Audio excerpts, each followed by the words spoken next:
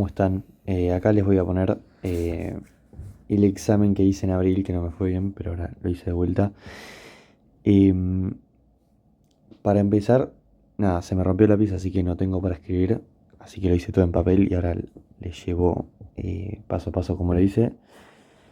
Y nada, agarrón, pero bueno, ya lo voy a solucionar. Bueno, esta es la situación. Tenemos este circuito y tenemos estas condiciones iniciales. Esta de acá. Entonces tenemos que con esta polaridad el capacitor tiene 3 volt inicialmente. Después I0, que es la corriente que va por esta rama, la del inductor, vale 1 ampere. Y bueno, después están los valores de los componentes. Y lo que nos piden es esto, a tiempo cero y a tiempo infinito, estos valores. Entonces vamos a ir uno por uno sacándolos. Por ejemplo, ¿quién es B? B es el valor de acá arriba. Entonces nos piden B para tiempo igual a cero. Lo que vamos a usar acá es que el capacitor es, ¿cómo se dice? A ver, ¿puedo hacer esto? Está bien. Bueno, yo no quiero más esto. El capacitor actúa como una batería en cambios rápidos de situaciones, que las situaciones que tenés un generador de corriente que a tiempo cero empieza a mandar 2 amperes. Entonces, como que el capacitor dice, mira, flaquito, está todo bien, pero yo voy a mantener mi voltaje por un ratito. Así que inicialmente el voltaje, después puede variar, pero en el tiempo, si tenemos voltaje, perdón, tiempo y voltaje, notamos que el voltaje no varía por un determinado delta T, que es mucho mayor a lo que nosotros estamos analizando. Nosotros estamos analizando apenas cambia. Entonces decimos que este capacitor actúa como si fuera una batería para tiempos muy cercanos a cero. Entonces, como nuestra condición era que valía 3 volts, pero con esta polaridad, entonces ahora decimos que tierra está 3 volts por encima de B. Entonces 0 menos 3 volts nos da B, que es menos 3 volts. Perfecto, eso lo dice acá. Como el capacitor se resiste a cambios rápidos de voltaje, actúa como una batería. Entonces el voltaje a tiempo cero es menos el voltaje del capacitor, que es menos 3 volts. Bien, y a tiempo infinito, el capacitor es un abierto, el inductor es un cable, entonces tenemos este circuito de acá, que le calculamos la resistencia equivalente y nos da un valor de 15 octavos de ohm. Perdón, acá puse cualquiera. 15 octavos de volt. Ahí está mal eso. Pero bueno, acá creo que lo puse bien. Sí. Bueno, ¿qué más? Después nos piden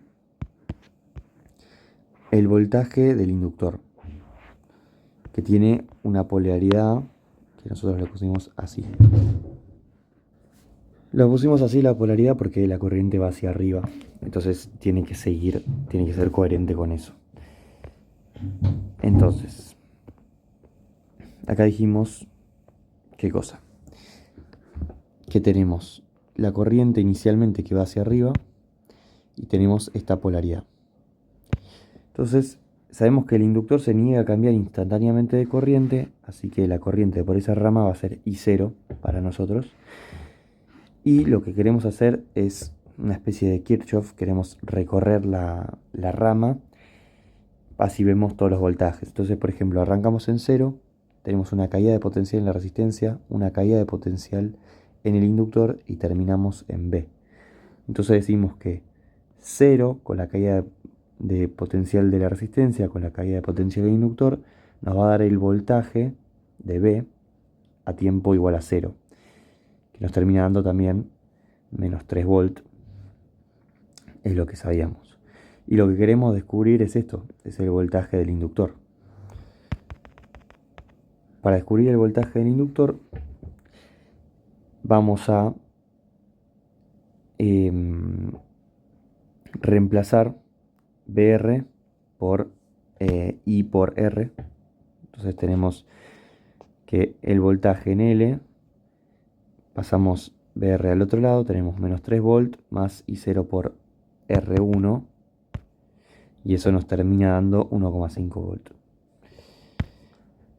¿Qué más? Y a tiempo infinito, el inductor es un cable, entonces la caída de potencial del inductor es 0. Después nos piden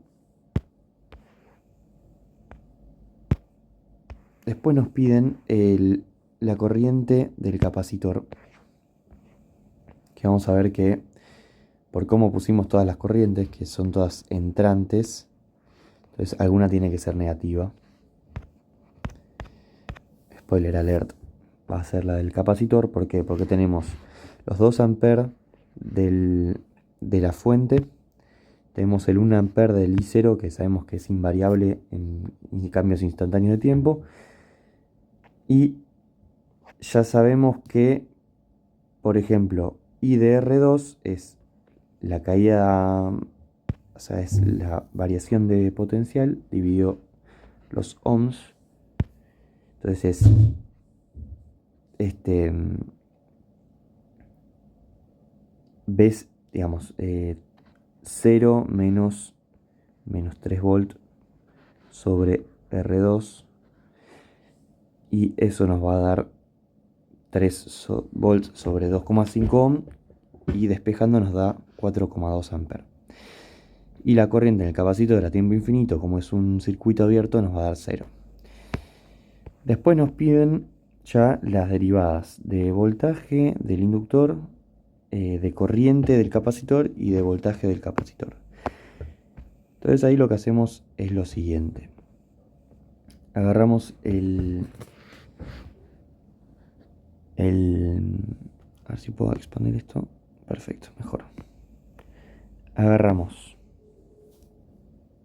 y recordamos estas cosas, que es que si Q sobre C es la caída de potencial del capacitor, entonces si derivamos, sabemos que, bueno, ahí hay una derivada ahí arriba, pero sabemos que la corriente sobre C es la variación, o sea, es la derivada temporal del voltaje del capacitor.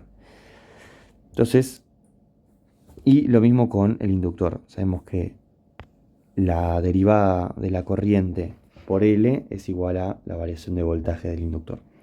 Entonces, para saber la variación de voltaje del inductor, no podemos hacer la derivada segunda porque sería difícil encontrarla, creo que no se puede. Entonces lo que yo agarré fue decir, bueno, ¿cuánto era el voltaje del inductor? Bueno, era B más I0 por R1, todo eso con un menos, que eso lo vimos antes. Entonces agarro y derivo todo. Como no varía B, porque es lo mismo que la variación, como dice ahí, del capacitor, y el capacitor no varía de voltaje, entonces esta derivada va a ser nula. Y esta derivada es I0 punto por R1. Entonces, I0 punto, ¿quién es? Es la derivada de la corriente en la rama del inductor. Y eso sabemos que por esta ecuación de acá, I de L punto es igual a BL sobre L. En este caso nos da esto, menos 5,625 volts sobre segundo. Para saber, bueno, acá es lo mismo, la derivada de I de L nos termina dando 3,5, ¿qué cosa? El voltaje del inductor por L. Digo, sobre L. Para saber el voltaje, la variación de voltaje temporal del capacitor, básicamente tenemos que hacer lo que nos dice acá arriba. Sabemos que BC punto es igual a la corriente de C sobre C. La corriente de C sabíamos cuál era esta de acá, 4,2 amperes, y 0,7 son los valores en farads del capacitor, que son menos 6 volts sobre segundo. No se olviden de poner sobre segundo en la derivada. Y después la derivada de la corriente del capacitor, hice lo mismo que antes. Agarré las corrientes que teníamos, las derivé. Como esta es la de la fuente y eso no cambia, esa derivada, perdón, va a ser 0. La derivada de la corriente del inductor ya la sabíamos de antes, es 3,75 amperes sobre segundo. Y la derivada de la corriente de R2 es la derivada del voltaje que... Tal vez me equivoqué acá. Bueno, no, me acabo de dar cuenta de una equivocación de antes. Esto estaría bien. Lo que sí no estaría bien es esto. B punto de C, la derivada temporal del capacitor. Ahí es menos, lo habíamos calculado acá, menos 6 volts por segundo. Entonces acá debería haber 6 volts por segundo.